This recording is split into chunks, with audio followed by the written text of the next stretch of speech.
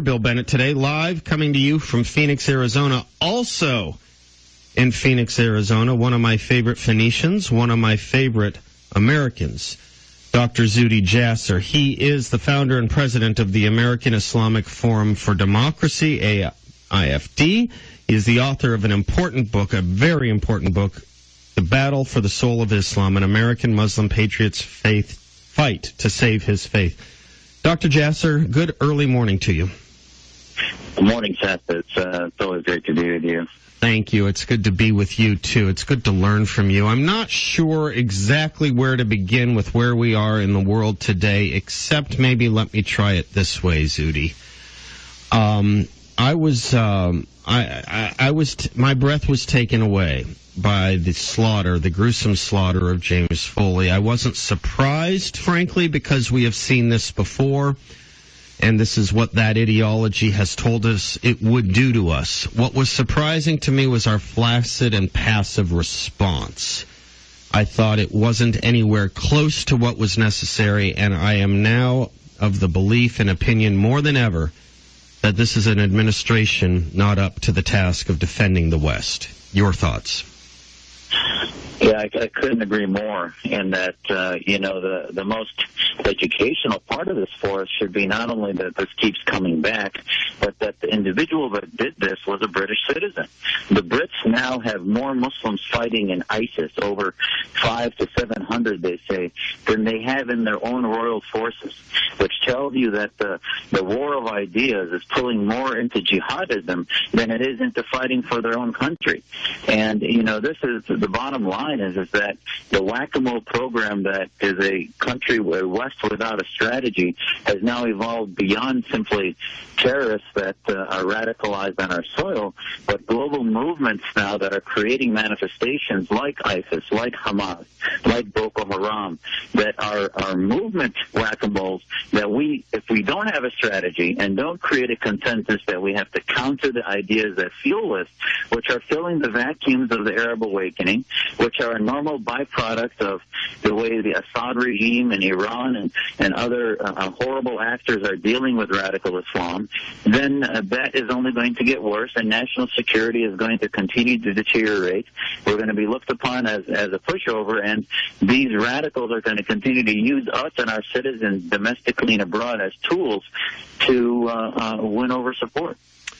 Dr. Jasser, and here's what concerns me. We've gone from the Muslim Brotherhood to Hamas, to Al-Qaeda, to ISIS. They are getting worse and stronger. I don't get the sense that we are. I just don't get that sense.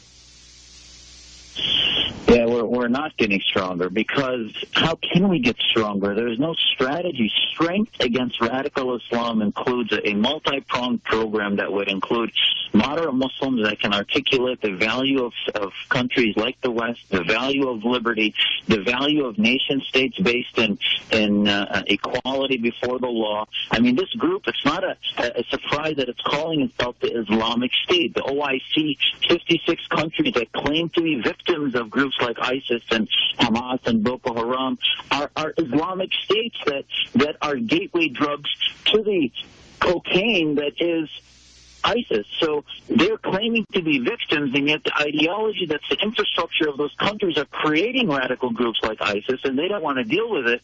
And the only antithesis or the antidote to that is liberty, which needs a strategy to defeat that. And there's no liberty doctrine in the Middle East. And meanwhile, not only isn't there liberty doctrine, we aren't even addressing the radicals with strength to let them fear us. And that's, it's a sad day when you see how weak we've become globally. We have a huge retail problem, but we also have a wholesale problem. Yes, you're right to mention that the Brits have now, Londonistan has come to fruition. But I'm reading a story out of the Daily Mail that speaks of jihad cool, and in quotation marks, and over 50 Americans who have signed up with these monsters. What kind of wholesale problem have we now here where we are exporting terrorism? And I think this is a result is that we've gone to the pre-9/11 mentality where the largest agency in government, Homeland Security, is no longer really addressing the core problems. It's not engaging Muslims who would solve this. And while you have Prime Minister Cameron, who's really ahead of us as far as talking about the Trojan horse of Islamism in their educational systems, talking about the need to disengage from groups that not only are simply condemning violence, but actually are not dealing with the ideas, they still have a major problem in Britain. And even in America, we're not addressing the ideas. So as long as we don't address the ideas, we're going to have a wholesale problem, because the identification of Muslims with this movement that gives them the keys to God's kingdom cannot be defeated except to get to their soul and say, you know what? Nation states like Britain and America give them an identity to practice their faith like no other country in the world. And until we engage in that from the White House on down, we're going to see our youth continuing to go fight abroad. And also, it's a lot easier for ISIS to attack us at home than to deploy those assets all the way into Syria and Iraq. So it's not when we get, it's not if we get hit, but when. We're talking to Dr. Zuhdi Jasser. He is the author of The Battle for the Soul of Islam, an American Muslim patriot's fight to save his faith. He is the founder and director, president of the American Islamic Forum for Democracy. You're also a member of the U.S. Commission on International Religious Freedom, Doctor. How many times, how often has President Obama called you in to advise him on this stuff? Yeah, my comments are my own, and it's a bipartisan commission. It's independent. Yeah, sure. And my hats that I wear, it's unfortunate that we don't have bipartisan advice on these issues of national security. He's surrounded himself, I think, by people that tell him what he wants to hear, that, he can stay on the golf course after he hears about things like Foley's beheading, because he's being told that it's a lot easier to do nothing than to engage in Islamism, which is a theopolitical movement that is so difficult for him to deal with. He doesn't want to address it. And he's got people like Mohammed al-Biari and others advising Homeland Security that are apologists for Islamism and say that that's somehow the same as Islam. And unfortunately, the reformers, the women's rights activists, all those that are prisoners of conscience globally and our movements that are trying to reform these ideas, he has not engaged at all. Is this a problem of our own domestic ideology? Reinhold Niebuhr said that in liberalism there is little understanding of the depth to which human malevolence may sink and the heights to which malignant power may rise.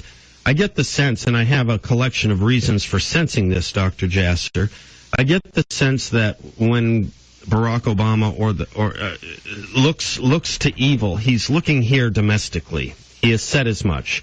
Evil to him is poverty in the streets of America. Does he grasp, I know you're not a psychiatrist, you're a physician, you took a psychiatry rotation, I assume.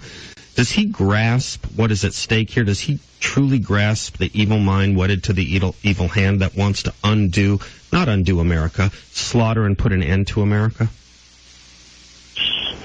I don't see any evidence that he does. I think, it's apparent that he views the world in a post-American environment, that somehow,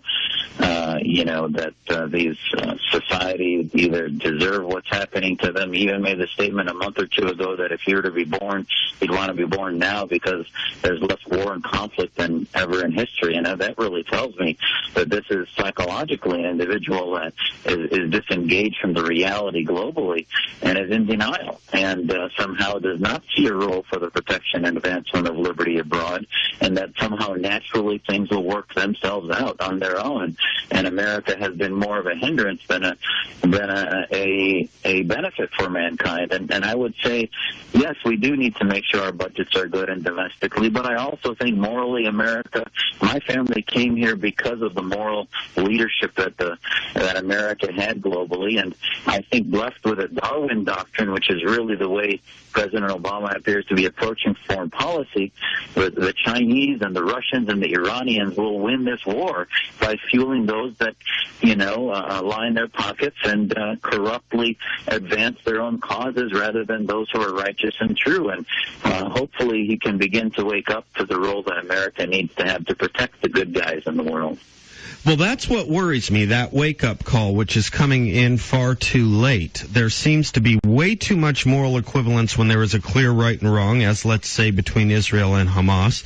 Seems to be way too quick of a trigger finger to yank the United States out of a worldly role in the world by taking us lock, stock, and barrel out of Iraq precipitously, only to watch the vacuum be filled by exactly who we thought it would be filled by.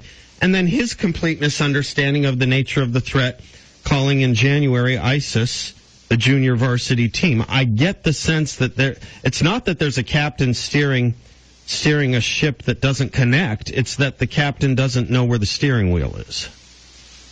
This is what happens when you don't have a unifying ideology of the approach that you want to see advanced in your 8 years in office, which would be the advancement of liberty, the lens through which every press conference, through which every speech should be given. His Cairo speech did not lay out advancement of liberty and freedom. It laid out more of a simple of its own organic evolution, which has been happening with Egypt and elsewhere since then. But we aren't pushing it in the right direction. And unfortunately, just as the terrorists attack us in an asynchronous fashion, our response to that has been asynchronous. We have not shown the Middle East that we're ready to abandon our old friends of monarchs and dictators and begin to work with those on the street based in principle and give them an alternative from the two fascism that they've been alternating now between Arab fascism or socialism and Islamism, as we've seen Iran or Saudi Arabia. And unfortunately, without that third pathway and a president that can advocate that at every opportunity possible, we're going to appear to have no rudder, no trajectory in what we're doing, and not realize that it's not just a question of binary choices in the Middle East, like it's either our friends or our enemies, that this concept of frenemies actually needs to be teased out so that we can say, well, who really are our allies, those that share our values? And until we abandon this moral equivalency nonsense, we're not going to be able to articulate who our allies really are. Dr. Zuhdi Jasser is the author, The Battle for the Soul of Islam, an American Muslim patriot's fight to save his faith. It's also about his fight to save his country. Dr. Jasser, thank you very much. It's good to share the morning with you.